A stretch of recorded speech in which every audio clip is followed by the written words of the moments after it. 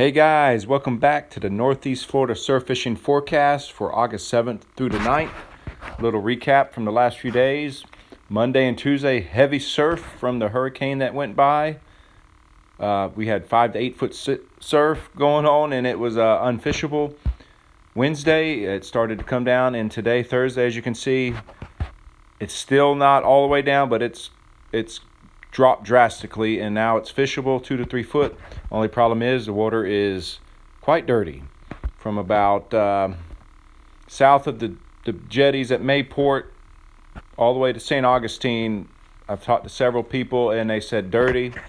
Right now, if you need to find clean water, you need to fish Huguenot North. The water is better there. I've gotten some good reports from water quality up there. The only issue is a lot of the fish are small. Tons of small pompano and tons of small whiting. The good news is usually after a nice heavy surf session like we had the last few days, the redfish and drum show up. Might not last long. It might only last a few days, but they definitely get in there in the churned up water. As you can see, there were some nice reds caught in the opening photos. Also heard from other people who caught some nice reds using sand fleas, cut blue crab, and finger mullet. There are finger mullets starting to cruise the surf now. August tends to be the month where we start to see them really start to show up. And as we get into September, it's usually full go, where there's just thousands of mullet on the beach, which is really good for us surf fishermen because the reds, trout, flounder, Spanish, blues, tarpon will all be following them. So with that said, let's get on with the forecast. For Friday, you got west winds at 5 to 10 in the morning, switching over to the east-southeast 10 to 15, surf 2 to 3 foot. Saturday, south 5 to 10, switching to the east-southeast at 10 to 15, surf 2 to 3 foot. Sunday, south at 5 to 10 in the morning, switching to the southeast at 10 to 15, surf 1 to 2 foot. For Friday, you have a high tide at 11:33 in the morning and a low at 5:39 in the afternoon. Saturday, you got a 6:06 low tide in the morning, a high at 12:13, and then low again at 6:24. Sunday, a low at 6:47 a.m., a high at 12:55 in the afternoon, and a low at 7:13 in the evening. The water temperature right now is 83.3 degrees, which is good because a few weeks ago it was 85 heading towards 86. So we will definitely take the lower end of the 80s. I've seen years where it's gotten to 85, 86, 87. And when it does that, man, the fish really shut down. You got to fish early and late. Also, we're going to start talking about water clarity. The scale will be 1 to 10. 1 being a mud, a 10 being the gin clear water, as we call it, where you can see everything. Right now, it's probably hovering about a 4 or 5. The cleaner water is several hundred yards off the beach.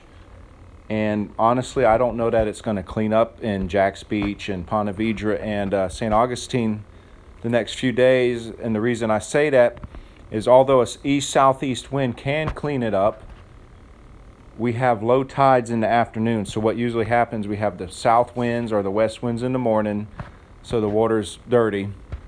The east sea breeze starts and then switches over to the southeast, and it starts to clean it up.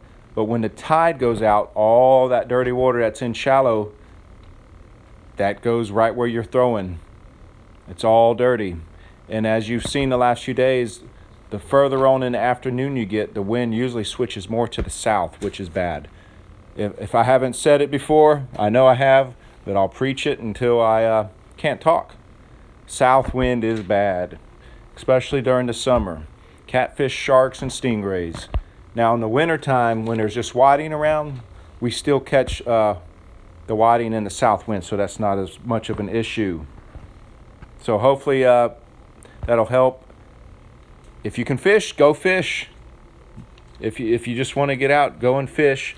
But if you can choose, go north. Little Talbot, Fort Clinch, Amelia, Huguenot Park. Look for clean water so you at least have a better shot at catching something decent. Or hit the river again. The sheephead are biting right now still. I've been getting them on the first couple hours of incoming, using fiddler crabs up on the pilings.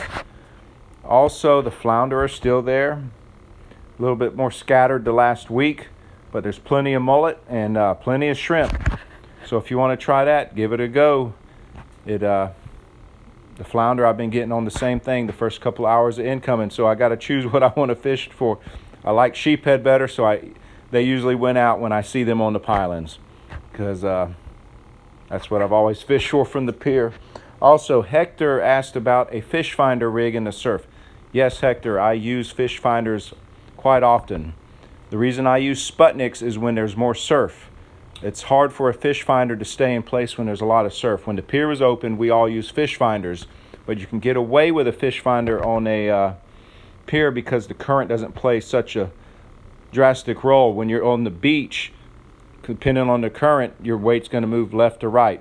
But when it's light current, I definitely use a fish finder. Also, some days they want that fish finder more than the double hook rig with the Sputnik.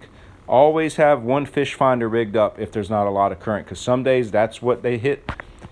Who knows what goes through the fish's mind, but that's how it is. Always have multiple ways to present your bait to these fish. And right after this little video of the beach, I've included the sand fleas again, how to hook them, what size I use, just because they're plentiful right now and there's a lot of new subscribers on the channel who might not have seen the video. So I'd figure I'd help them out again. And after the video, there's a few little Facebook pages you need to check out, fish bites you need to check out. And other than that, I hope everyone gets out to fish. And let's see some reports from this weekend come Monday. Find some clean water and find some fish. Sand fleas are big already. Look at these jokers. Perfect. And they are everywhere down here in Ponte Vedra. So if you bring your rake, you should have no problem getting some. So typically, when you're catching sand fleas, there's usually about 3 sizes. You got the small guy, medium guy, and then the big boy. Personally, the medium size is the best.